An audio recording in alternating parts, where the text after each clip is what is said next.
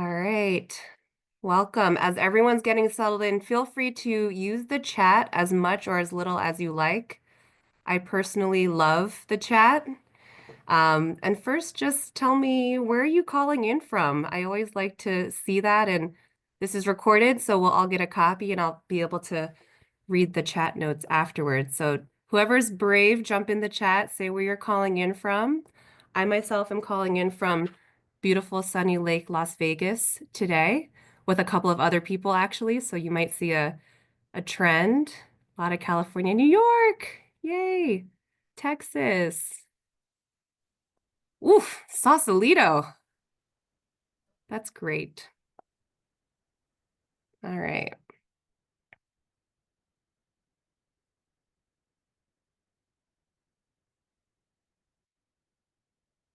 You are all in the right place. Today, the webinar is The Stories We Tell Ourselves, Lessons in Cultivating Confidence. And this is a very personal share, I will say, in the public eye, but it's a little bit of excerpts from a book that I wrote somewhat recently. So I'm going to go ahead and share my screen,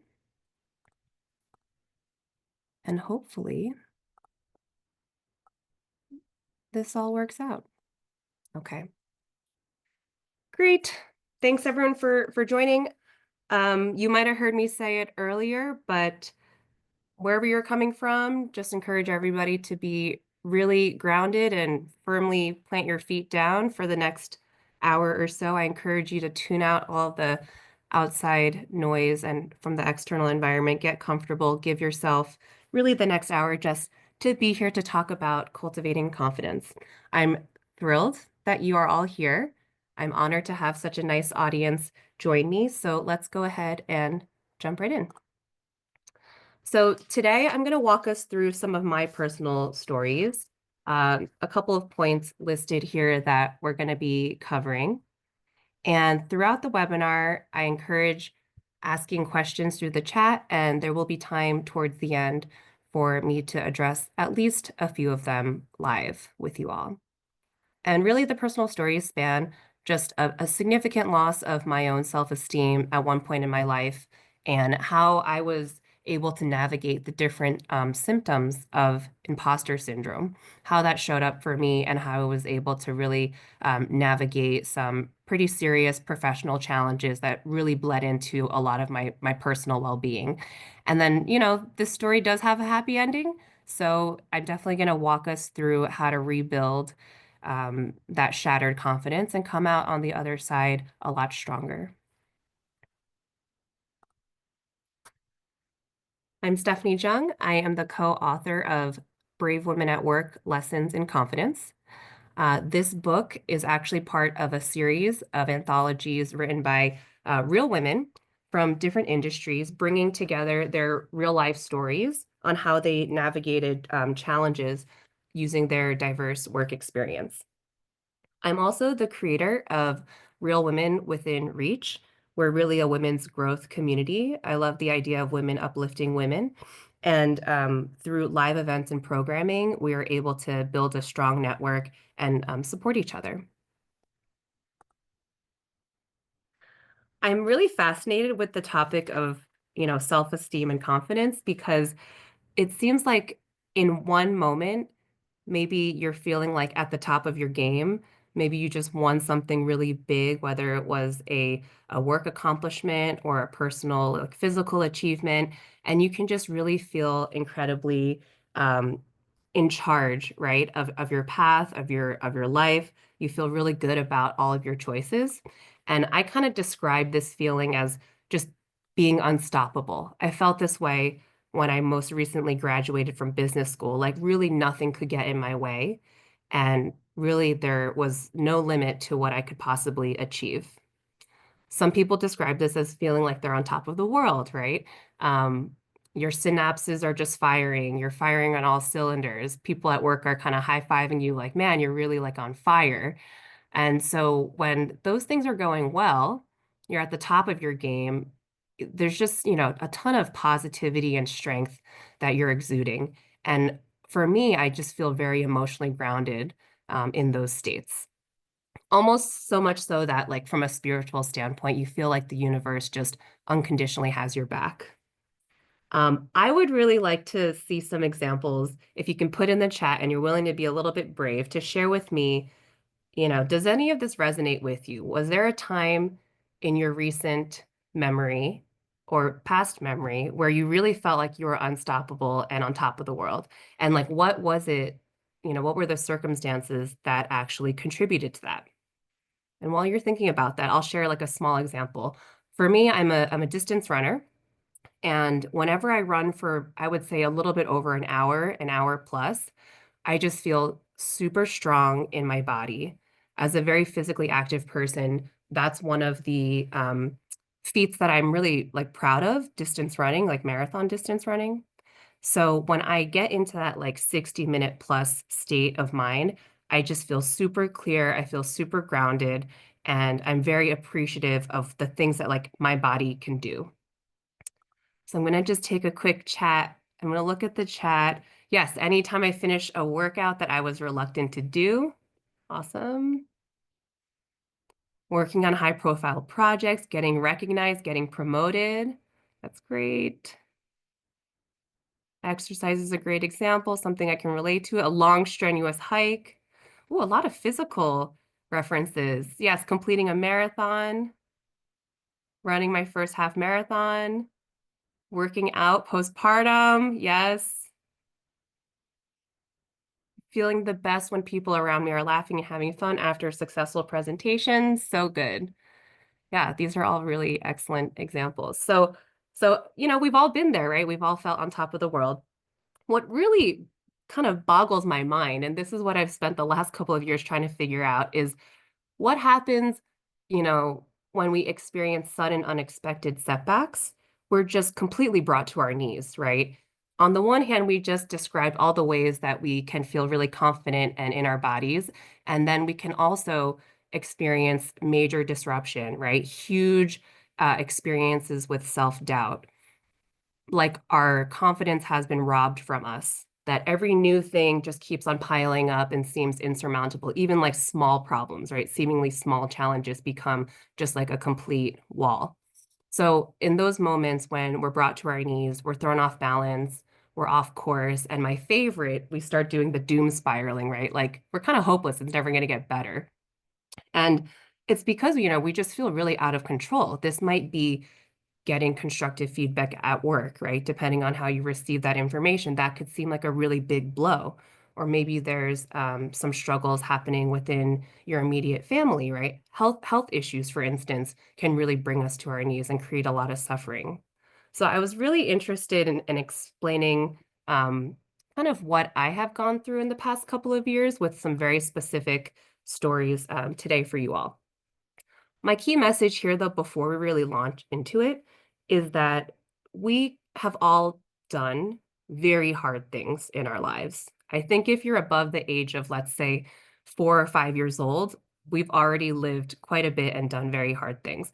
So I like to reframe the struggles that we've endured as really the building blocks for our resilience. And how do we actually improve and get better at dealing with setbacks? We have to first analyze maybe what has happened once we've gained a little bit of space or distance from, let's say, a negative event. That way we can prepare ourselves and learn to do better in the future or to have a different reaction in the future.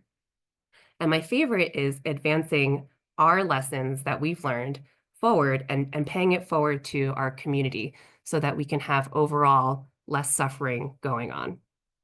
That's my dream, and I'm just here to remind all of us that we're capable of doing these things.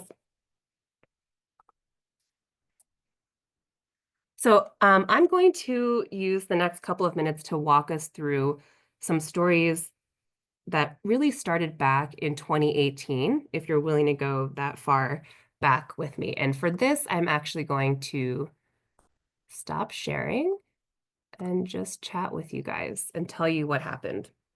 So in 2018, in the early part of the year, I actually faced um, the prospect of losing my job when my workplace announced that we were going to be shutting down permanently. And actually, looking at the attendees on this call, a couple of you are familiar with the backstory here. A formal and final decision was announced to shut down. We were going to have multiple waves of layoffs. There were a lot of people that were impacted. And when I heard the announcement, my world really turned completely upside down. And because I had a lot of career ambition, and career ambition on its own is not a bad thing. I don't want to like frame this as a bad thing. There is no good or bad. But because I was so wired and very emotionally tied to my career up until that point, the fear of losing my job, which was very intertwined with the identity that, just who I was at the time, I really threw myself down kind of this really dark rabbit hole, kind of a doom spiral, like I was describing before, and created a whole series of really horribly untrue stories about myself. Now it's been a couple of years, so I'm very comfortable speaking about it. And I speak about it because I want to share my story and exchange information with people that I care about in case they're going through something similar. But there were some things that I was saying to myself, like, I can't believe that this is happening and I couldn't stop it, as if this was something that was at all within my control, right? I studied chemical engineering, and at the time, I had been working a couple of years in engineering, and I thought I was really, really bad at my job. Like, if I were a better engineer, I wouldn't be in this situation because having your job taken away from you means that you did something wrong, right? Automatically. Um, I actually felt like at the time, 6 years of my higher education was just sent down the drain.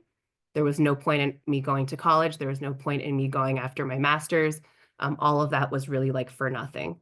So I had just taken a lot of um, like external factors and really internalized them and really only had myself to blame um, for a couple of years, actually. I actually had a thought, and this is like really, really devastating because I moved cross country for the job originally, and I moved with another person. So I felt like relocating for this job that I was going to lose was not only irresponsible for me in my career, but it was irresponsible for the other person that I loved who was along the ride for, like with me. So not only did I ruin my life, but I also ruined his life, which is I just can't even believe that I had these thoughts and that I'm like saying them out loud today, right? That is like so mean and it's just so terrible to have those thoughts against yourself. So at the bottom of this doom spiral, right? I mean, this was a couple years of thinking this, but being very silent about it, I'll add. I actually came to a very bad conclusion that I was the one responsible for shutting the place down. It was my fault that I couldn't save hundreds of jobs. Everybody was losing their jobs because of me. And then just this is my fault on repeat, on repeat, on repeat. And when you're doom spiraling, sometimes, luckily if you have friends around you, they just want to like grab your shoulders and shake you and be like, wake up. Like none of that is true. So I kind of did that to myself. And I want to share with you some of the actual facts, like what was actually happening, right? At the beginning of this story in 2018, who was I? I was a 31-year-old first time manager. Okay. I had 2 engineering degrees. I worked for this company for 4 good years at that time, and I received 2 promotions in that 4 year time span. I wasn't laid off the day that it was announced. I wasn't laid off 30 days after it was announced. I was being retained to help the team navigate through the next couple of years. However, I chose to absorb and create as much fear as possible for myself. And I think I was really cruel to myself looking back on it. So I just want to point out here, it's really incredible what type of um, alternate reality our minds can create for ourselves. It was a really frightening place to be for me. And what was really, really negative about it was on the outside, nobody could really tell, right? I was very good at keeping it a secret. And when you were around me during those years, like the way I'm describing this is like I must have been a hermit, like locked away, but I was still out. I was out in public. I was making plans with my friends. I was, not skipping out on things, but I just wasn't like really here, right? I just wasn't myself. So I pretended to have really thick skin. I put up a lot of front to just muscle through it. And all that negative talk that I had mentioned was stuff that I was saying just to myself and not portraying on the outside. And so I was loosely passing in society for about 3 years. And in reality, I was actually experiencing a crisis as I realize it now. And I attribute maybe my main gap during this time, like the main problem that I had is I couldn't communicate to anybody else what I was going through. I just didn't really have a good way of properly expressing like really what I was feeling and what my emotions were saying. I kind of isolated myself and I wasn't really being honest to anybody. So what happens when you start unraveling a lot is, joy is just completely out the window, right? I didn't enjoy any of the things that I used to do. In fact, I stopped doing a lot of things that I loved. I mentioned running. I wasn't doing any of that. I wasn't eating very well. I wasn't sleeping very well. I wasn't checking in with my emotions. I wasn't able to make decisions. I had like a cognitive slowing down, right? And I mean, these were like really signs of depression. And I wouldn't really admit to myself that that's what I was experiencing because that's not ever really something that I was raised to talk about, right? Talking about your feelings, how to communicate when you need some help, right? So without having a lot of interest and not really kind of knowing what the point was of this whole thing, I really like lost a big sense of my identity and myself and my purpose. And that's when I really realized like when you feel lost, then you don't really have a purpose because what you thought was your purpose has been seemingly taken away. It is really, really important to find your way back or to create something new for yourself. And my biggest takeaway is you're the only one that can do it for yourself, right? No matter who you talk to, professionals, right? Therapists, your loved ones, they can say what they need to say, but the only person who can really help you see a different way is yourself. So I just share that because it was, like one of the darkest times in my life back in 2018, but progressively for 3 years, it was a very dark period for me. And I really want to hear from you on, has there ever been a time where you faced that sudden setback or a huge drop in confidence? What I will do is share a poll if you guys want to participate and share just some of your biggest challenges that you faced in building confidence in your professional life.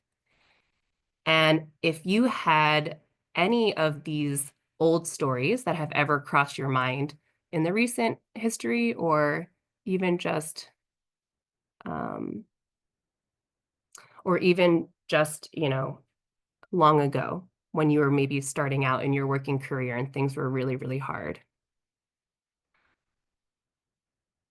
So we'll give a minute for that. Hopefully you guys see the poll.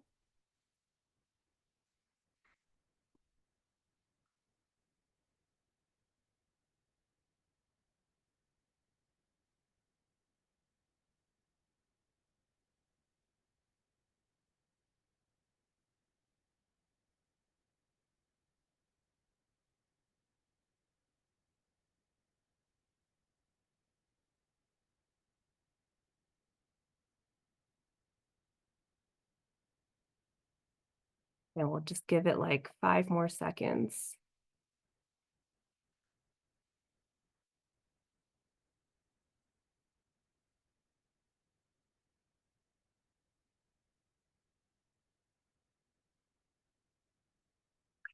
I'm going to end it there, but please continue using the chat if you see anything. Uh, can you guys see the details? Yes? Okay. Some big challenges.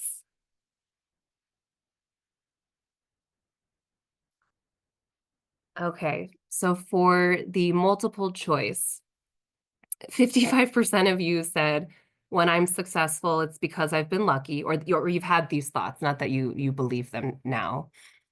A third of you said, I'm a failure, but I just haven't been caught yet. That's like classic imposter syndrome, right? A little bit less, 14%, no one has messed up as badly as I have. About a quarter have had the thought, my team thinks I'm dumb and undeserving of this job. Another quarter have said, there's no way I'll finish this work. And then almost 50% said, if I ask for help, it will be a sign of weakness. So it's pretty easy to relate to some of the things, if not exactly my story, but some similar um, examples in your own personal lives where we've been kind of mean to ourselves, right? And you would never talk to a friend the way that you've talked to yourself. Or some of these statements, if you heard it from a close friend or a loved one, you would want to shake them out of it and just come to their aid right away to get them to kind of reframe what they're experiencing. Right. I will reshare.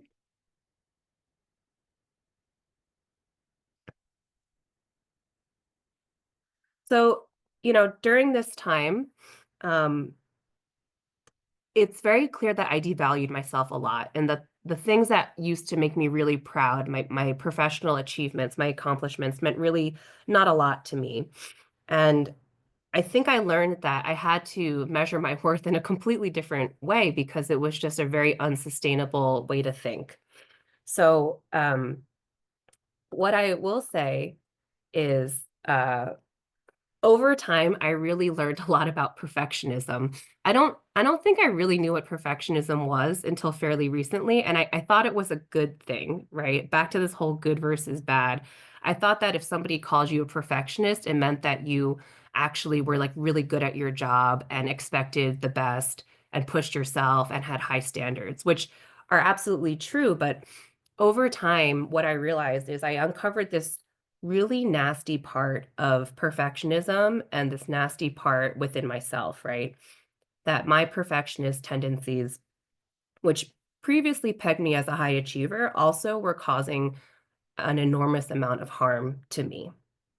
So if anybody relates to this on any level or has had some strong thoughts about perfectionism, please also put that in the chat because I'm really curious to hear about that.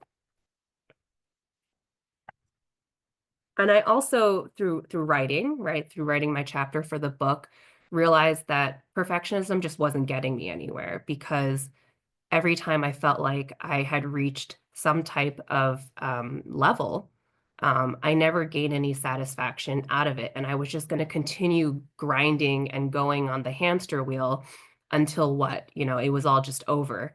And there was just really like a lack of like purpose to that type of thinking. So I decided to really get myself off that hamster wheel. And I think it's really time for a rewrite with those old stories. So I took many, many big steps forward back from 2018. I would say in 2021, I started to see the light and really felt really compelled to make big life changes. And I wanted to stay curious about what my old stories were saying about me and saying to me. And I wanted to mentally just do a complete edit. So I'll give you three stories that I told about myself. An old story was in the face of losing my job, I will just take any job, even if I'm overqualified, because I should just be glad to have a paycheck. So at the time, I was casting a really wide net and applying for a lot of jobs that were below my level of experience just because I wanted stability. I was really craving stability at the time. So out of desperation, I was going for and reaching for things that just were not appropriate for me at all. Again, really like devalued myself. Another old story that I had in my mind was, well, everybody is struggling around me. And so my job is to focus on taking care of them and, really stand up like a real manager. I thought like real manager would not struggle to take care of themselves. A real manager should be able to do it all, right? Keep in mind, I was a very, very new manager. So, I mean, in retrospect, what did I actually know, right? And my last story, which was really sad actually, and and I really can't believe I thought this at a time, was that no one will notice if I don't even show up to work. Like I make so little difference that nobody will even notice. And at the time, I was missing days of work because I just couldn't will myself to participate and engage in and collaborate with other people. I just felt like such a sham. And I just felt like everybody looked at me and felt sorry for me. And I didn't really want to be a part of that. So no one will notice if I don't even show up to work was like a very real thing at the time. Again, it's time to rewrite these stories. So I'm going to tell you kind of how I changed this. So the first story about, being desperate to take any type of job, even if it's below me.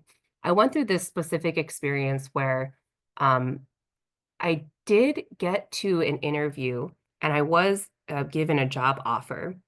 Um, but I realized that it wasn't a great match because it wasn't leading people. It was more of a like a project manager type role. So I wouldn't be leading people directly. I wouldn't be managing them directly. And it was the same level, so I wouldn't be getting a promotion, and there wasn't a meaningful raise out of it. And I actually ended up being able to like wake up a little and see that it wasn't a good match, and I actually turned down the job offer. In spite of the fact that I was feeling very unstable and feeling very, shaky about my career prospects, I knew that I deserved something a little bit more and that it wasn't going to be a good fit. So that right there was like one big step in kind of snapping out of it a little bit and kind of coming to my senses, let's say. The second one, everyone, having to take care of everybody around me, my team goes first, and I have to suffer. I really turned that around by focusing on my education. So at the time, my employer and the management team, we were spending a lot of time developing the rest of the population, all the employees, updating their resumes, doing some career building workshops, and I just felt like it was for them, it wasn't for me, right? Like I couldn't be the one receiving that attention and actually benefiting from any of those services. But eventually, I worked up the courage to ask for sponsorship for an executive MBA program.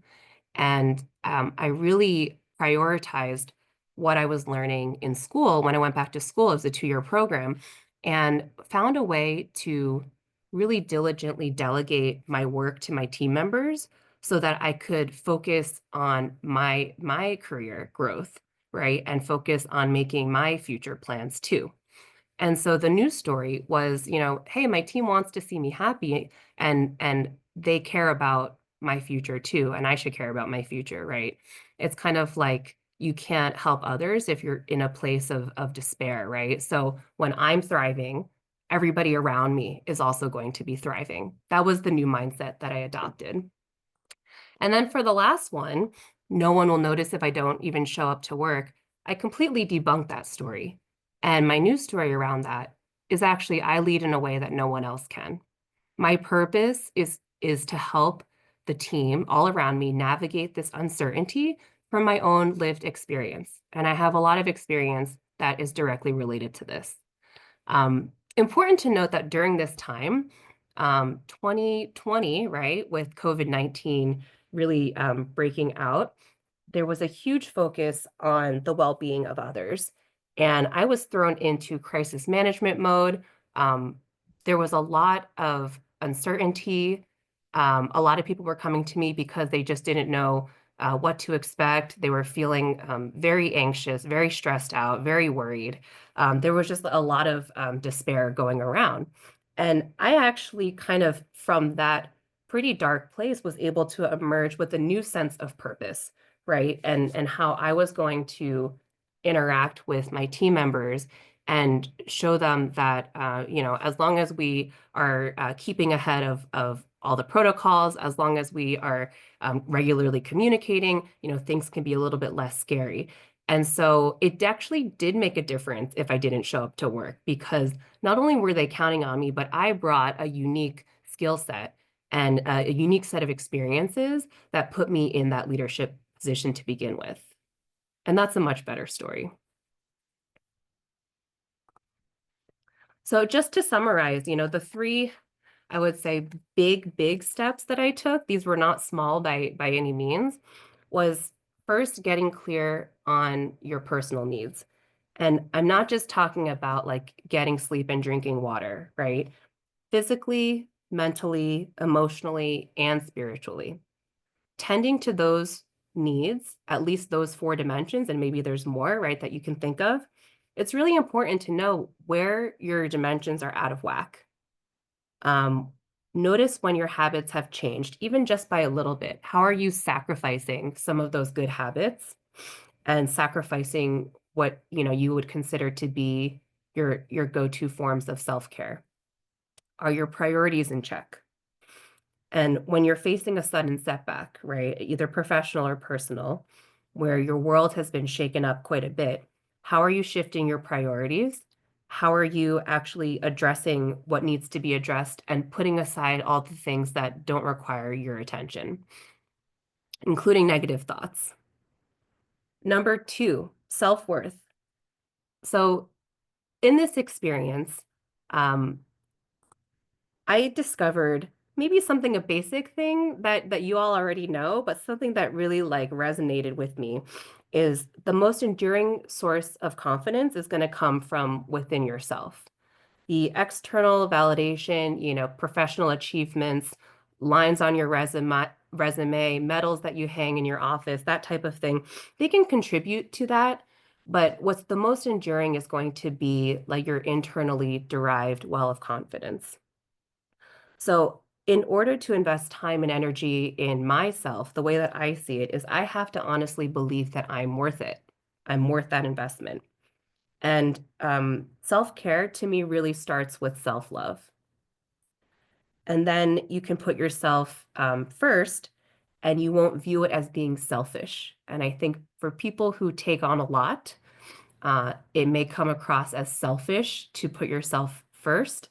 And I think we need to completely dismantle that thought altogether. Again, when I'm thriving, my belief is that everybody else around me is also thriving. So it's good for everybody. We're all connected through these ecosystems. We're all connected through these relationships. And I actually positively impact my surroundings. That's my choice to believe that. And then the third one, I talked about rediscovering your purpose, and your circumstances can also push you out of whack, and you may need to change your purpose, or maybe your old purpose doesn't serve you anymore. So, how you respond to these things that are out of your control, I believe, is totally within your control. And what I saw as my purpose originally changed throughout this whole experience. And now I'm very energized by the work that I do coaching women and trying to overall reduce the amount of suffering that we create for ourselves. So, number one, get clear on your needs. Number two, restore your sense of self-worth. And number three, discover or perhaps rediscover your purpose. Ah, that was a lot. But this was so fun. So thank you so much for paying attention and sticking it out with me. I know that there were a lot of ups and downs there. And just a note that this webinar is going to be recorded and it'll be sent to you in case you want to play it back later. But first, I have a couple of surprises. So I would love to give away a hard copy in the mail on me of the Brave Women at Work Lessons in Confidence book to the first 5 registrants for this webinar. And they are Joanna, Petty, Owie, Robin, and Donica. So congratulations to you 5. Thank you so much for showing your support and signing up right when I let the registration open. I have another surprise for people who brought 3 or more friends today to join this webinar today on cultivating confidence. You are going to get a free sign up to my small group Cultivating Confidence workshop, virtual workshop coming up in the month of March. It's 90 minutes, and we are going to disarm your old stories and help you tap into your inner reserves of your own confidence. in an interactive way. Small group session. 2 sessions are coming up in March. So thank you for spreading the word and bringing your friends and colleagues into this conversation today. If you enjoyed any parts of what I shared today, sneak peek of my story, you can read the whole story in the book, like I mentioned. This week, I am giving the book at a 20% off your order. And if you order more than 3, we'll give 30% off your order too, because sometimes when you read a book about, self-help and leadership development, doing it in like a book club format is a lot more fun because you want to talk about it. And the great thing about the Brave Women at Work book series is that every author has discussion questions with their chapter. So it's just a really nice way to keep the conversation going with people that are supportive, people that are in your community. So I really encourage the book club bundle.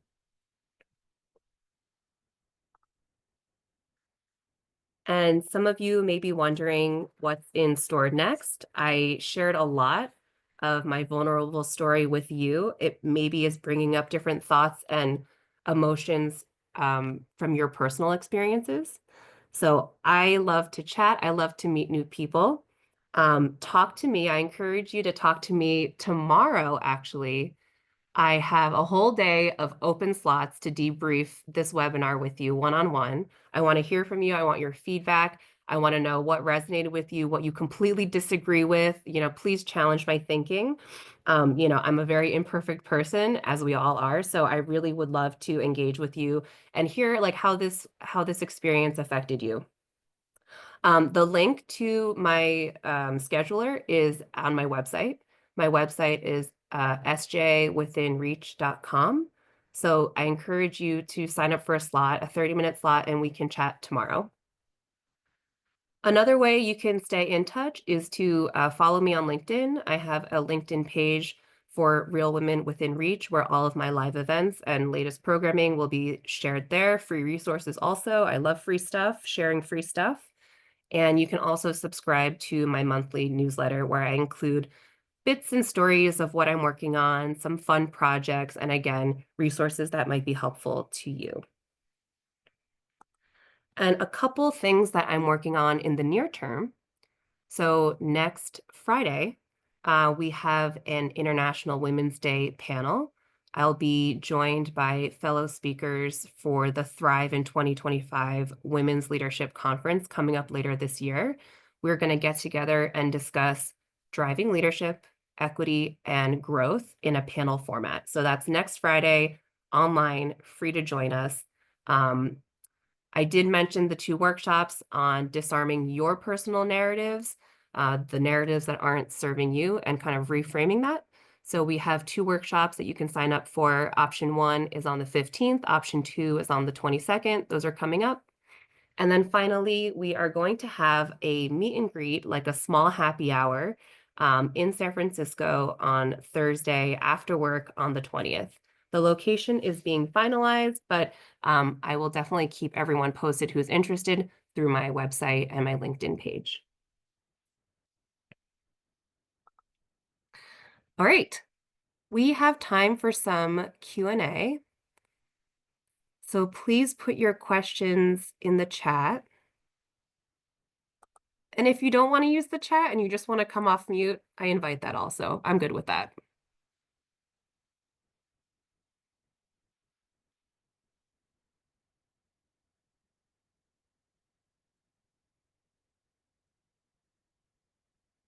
Well, there's a lot of compliments in here, not a lot of questions, though.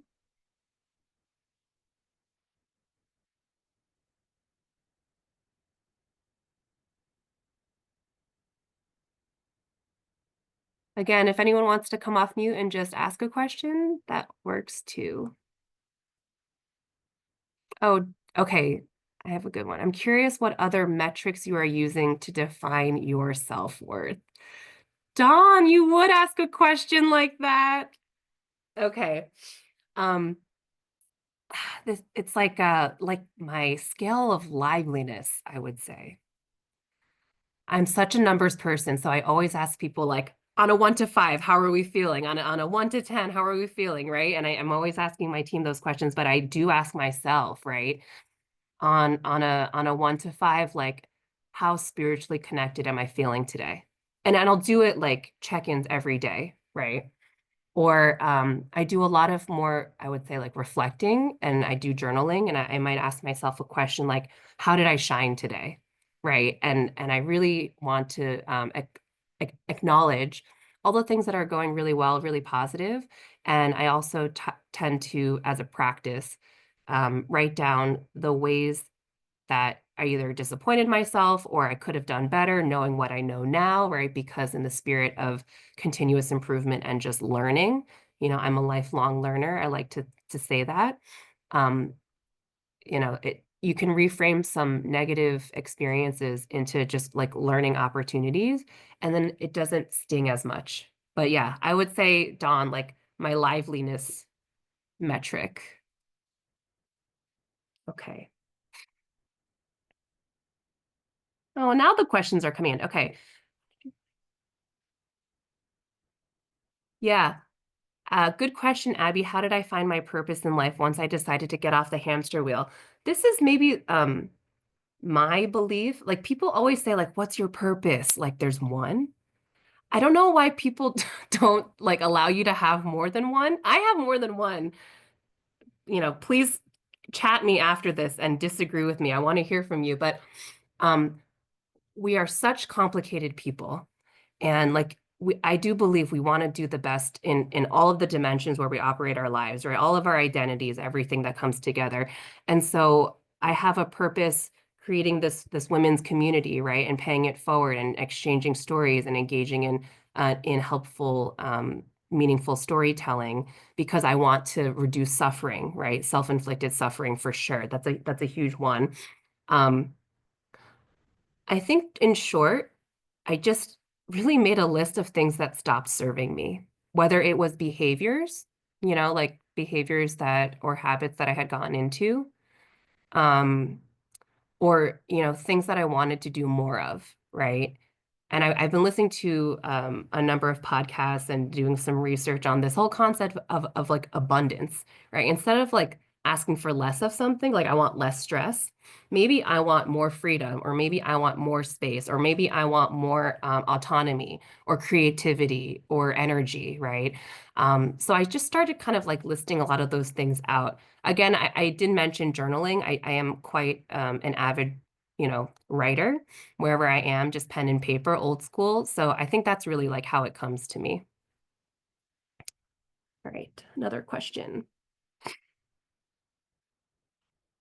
In another year from now, what three accomplishments would you be most proud of? Um, I don't know exactly. I know one thing I will be really proud of is I know that that list won't be coming from my day job.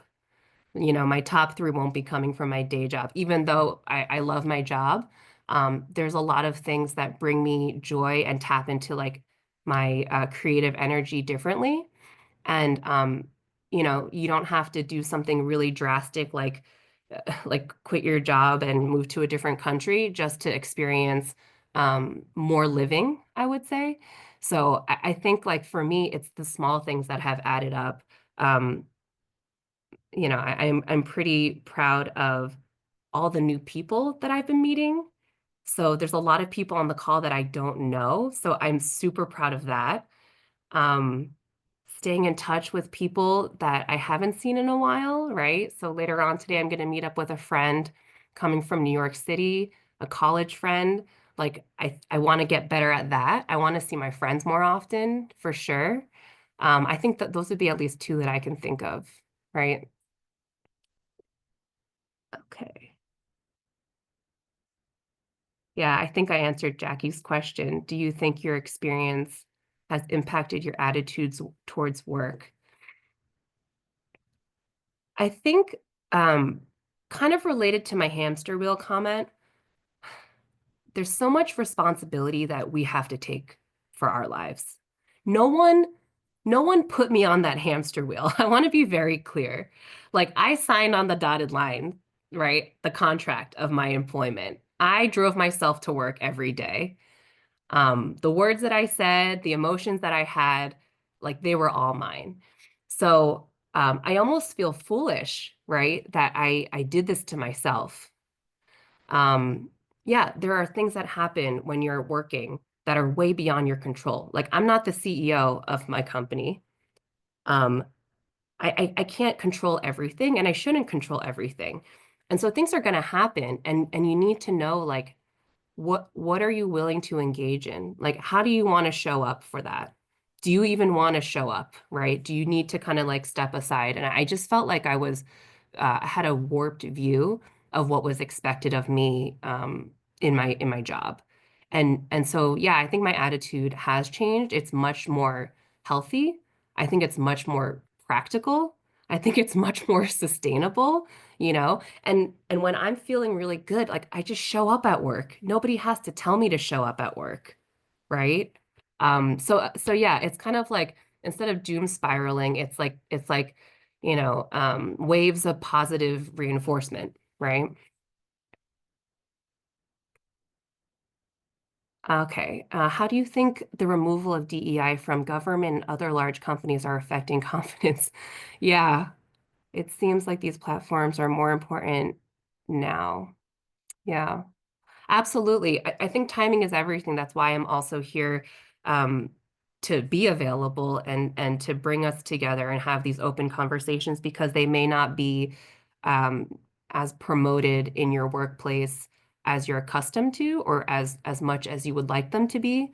It's definitely DEI is definitely, especially like the federally funded programs are being wiped out and almost like hush hush, right? But um, I do believe that there are people who want to talk about these things. I do believe that like platforms like webinars and other free resources can be really helpful and just like remind especially like female professionals who already have taken on a lot on their plates that there are avenues to engage in healthy dialogue and support one another that don't have to be so like offensive to the administration that we're operating in today, right? I mean, we don't have to be, we really don't have to be victims. We can choose not to be victims. And I think I illustrated that in a number of ways already, right? Like I put myself on the hamster wheel. I can also take myself off the hamster wheel. And the fact that we're even here today,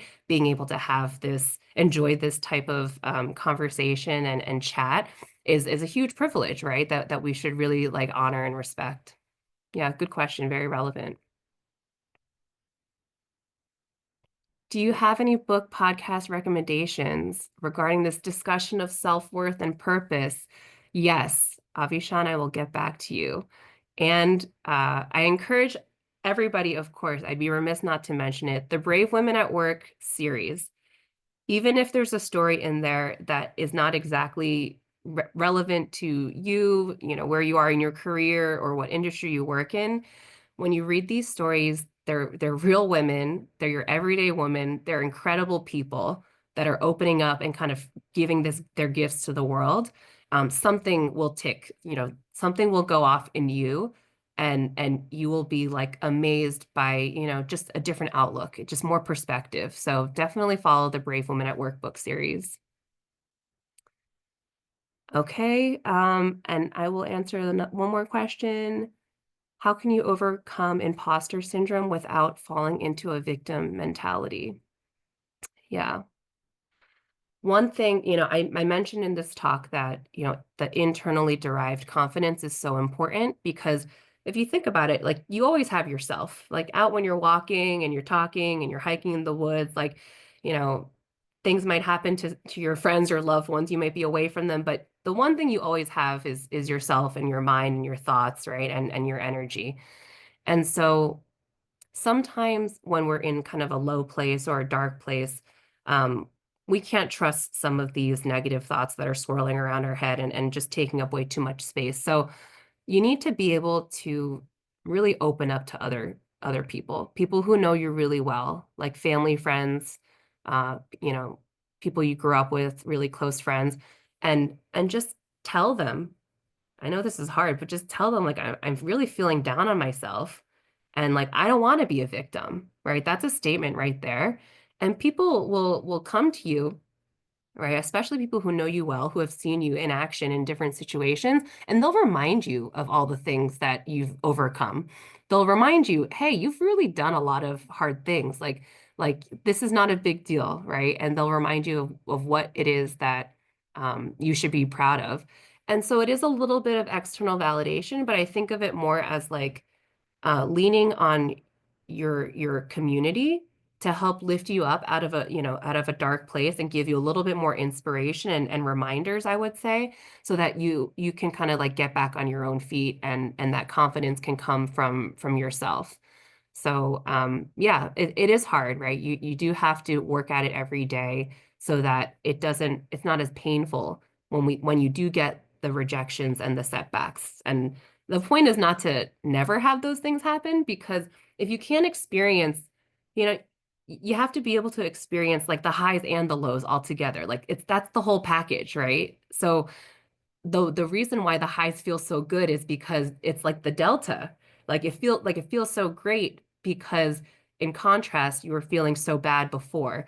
So yeah, the point is not to get rid of rejections and setbacks, but it's to be able to look them in the face for what they are and realize that a lot of things honestly are out of your control. And the things that are in your control, you have the power within you, maybe not right now, but if you have the motivation, you can change the story and chip away at it and get better and improve and self-develop. But I think that'll definitely help step away from like the victim mentality for sure. Okay, I'll take the last question, which was there a specific moment that made you realize you needed to rethink or rewrite your story, or was it gradual? Yeah, the big aha for me was actually COVID. And I think it had to do with the job that I held at the time. I was responsible for people. I was an essential worker. I was going to the site regularly where everybody else was going to Zoom, it seemed like, or everybody was kind of like slowing down or winding down their work. And I just had to spring into action. And when I was forced to spring into action out of necessity, right? I would say other light switches started going off, which was like, oh, I was able to get over this hurdle and feel really good about the decisions that I was making. What other decisions should I be making or can I be making for myself to keep the momentum going? So it really between 2018 and 2021, I was like super all over the place and really trying to figure it out. And then I would say I really hit my stride from 2021 onward. Um, yeah, so it was a little bit gradual from that time onward. Thanks for the question. I love this. Okay. Any final thoughts or questions? Thank you. Thank you so much. Hey, Stephanie, really appreciate you putting this together. Loved your story. I had the privilege of sitting next to you at Kellogg, so I definitely appreciate learning a little bit more about you. Yeah. But just more of a comment, because I've dealt with imposter syndrome my entire life. I feel like regardless of title, we still feel that at the tables that we're at. The only thing I'll add is I heard this thing that Kevin O'Leary, Mr. Wonderful from Shark Tank, said that life is a roller coaster. There's always good and there's bad that happens. So if you don't like the situation that you're in, just be patient and there will be some good that's going to come along. And that's a big part of my journey that I've learned is just have more patience and just show yourself a little bit more grace. But appreciate you sharing your story and look forward to more of these in the future. Thank you. Absolutely, Ali. That's a really good point too. The sometimes you feel like you're on the downward, right? But it's because you really can't like you don't have the ability to zoom out and see like the full picture, like the full graph, right? Of the roller coaster, exactly like you said. You're just like so zoomed in. Um, so gaining perspective, talking to other people who have gone through experiences like that and exchanging stories. Like I really do believe storytelling is so powerful. It helps people connect, people from all different walks of life connect and relate to one another. So absolutely. Yeah, thanks. Okay. I think we can end a couple minutes early. Again, I really hope that some of you reach out to me, especially people I haven't talked to one-on-one. Set up some time with me. Check out my website. It's www.sjwithinreach.com. That has all of my newsletter information, my contact information, my scheduling link, and upcoming live events. And this was amazing. I'm amazed by how many people showed up. Thank you so much for your time. And yeah, enjoy your day.